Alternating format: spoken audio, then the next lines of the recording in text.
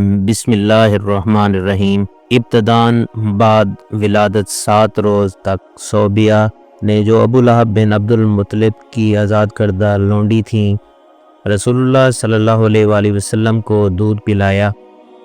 رسول اللہ صلی اللہ علیہ وآلہ وسلم کے چچا حضرت حمزہ رضی اللہ تعالی عنہ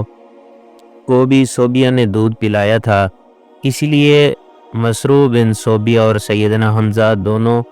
آپ صلی اللہ علیہ وآلہ وسلم کے رضائی بھائی تھے۔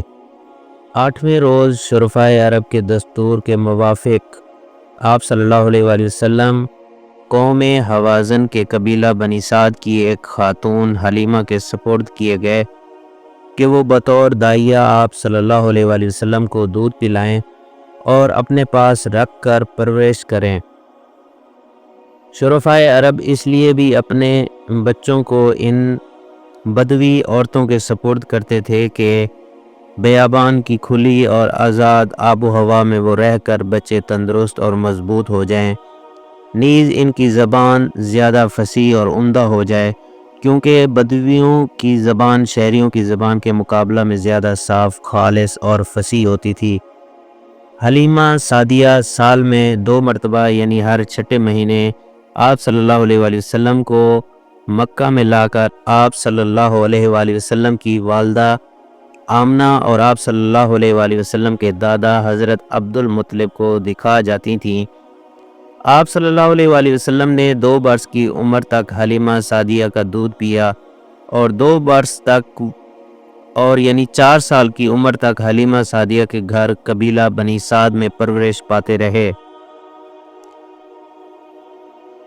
جب آپ صلی اللہ علیہ وآلہ وسلم کی عمر 4 برس کی ہوئی تو آپ صلی اللہ علیہ وآلہ وسلم کی والدہ آمنہ نے آپ صلی اللہ علیہ وآلہ وسلم کو اپنے پاس مکہ میں رکھ لیا۔ 2 برس کے بعد جب کہ آپ صلی اللہ علیہ وآلہ وسلم کی عمر 6 سال کی تھی تو آپ صلی اللہ علیہ وآلہ وسلم کی والدہ آپ صلی اللہ علیہ وآلہ وسلم کو ہمراہ لے کر اپنے عزیز و اقارب سے ملنے مدینہ منورہ کی طرف تشریف لے گئیں۔ 1 مہینہ رہ کر وہاں سے واپسی کے وقت مقام ابوہ میں پہنچ کر حالت مسافری میں بی بی آمنہ کا انتقال ہو گیا اور آپ صلی اللہ علیہ وآلہ وسلم کی پرورش و نگرانی کا کام آپ صلی اللہ علیہ وآلہ وسلم کے دادا عبد المطلب نے اپنے ذمہ لے لیا۔ بعض روایات سے یہ ثابت ہوتا ہے کہ رسول اللہ صلی اللہ علیہ وآلہ وسلم 4 برس نہیں بلکہ 5 سال قبیلہ بنی سعد میں حلیمہ سعدیہ کے گھر رہے اور اپنی والدہ کے پاس صرف 1 ہی سال یا 1 سال چند ماہ رہنے کا آپ صلی اللہ علیہ وآلہ وسلم کو موقع ملا۔ آپ صلی اللہ علیہ وآلہ وسلم کی عمر قریباً 5 سال کی تھی اور آپ صلی اللہ علیہ وآلہ وسلم اپنے رضائی بھائی بہنوں یعنی حلیمہ کے بچوں اور بنی سعد کی ہم عمر لڑکوں کے ساتھ گھر سے باہر بکریاں چرا رہے تھے کہ واقعہ شق صدر وقوع میں آیا۔ سیرت ابن ہشام کی روایت میں موافق حلیمہ بنت ابی ذؤیب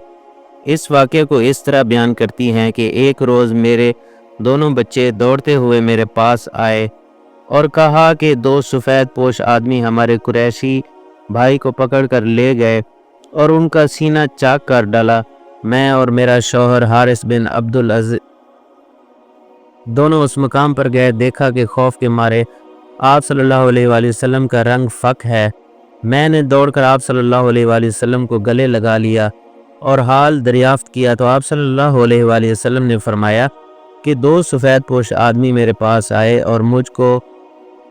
چت لٹا کر میرا سینہ چاک کیا، میرا دل نکالا، پھر اس میں سے کوئی چیز نکال لی۔ حلیمہ نے دیکھا تو کسی زخم یا خون کا نشان نہ تھا۔ انہوں نے یہ سمجھ کر کہ اس لڑکے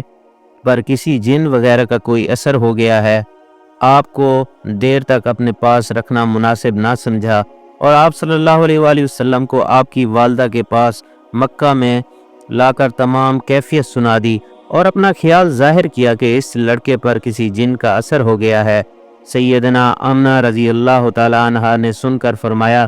نہیں، کوئی فکر کی بات نہیں ہے، میرا یہ بیٹا دنیا میں عظیم الشان مرتبہ پانے اور غیر معمولی انسان بننے والا ہے، یہ ہر آفت اور ہر صدمہ سے محفوظ رہے گا اور خدا تعالی اس کی حفاظت فرمائے گا، کیونکہ جب یہ میرے پیٹ میں تھا تو ایام حمل میں نے بہت سی بشارتیں خواب میں فرشتوں سے سنی اور اس کی بہت سی کرامتیں دیکھی ہیں۔ صحیح مسلم میں انس بن مالک سے روایت ہے کہ ایک روز جب کہ آپ صلی اللہ علیہ وآلہ وسلم لڑکوں کے ساتھ کھیل رہے تھے، سیدنا جبرائیل علیہ السلام آپ صلی اللہ علیہ وآلہ وسلم کے پاس آئے۔ آپ صلی اللہ علیہ وآلہ وسلم کا دل چیرا اور ایک قطرہ نکال کر کہا یہ شیطان کا حصہ تھا۔ اس کے بعد آپ صلی اللہ علیہ وآلہ وسلم کا دل سونے کے طشت میں آب زمزم سے دھویا، پھر اس کو جہاں پر رکھا ہوا تھا وہیں پر رکھ دیا۔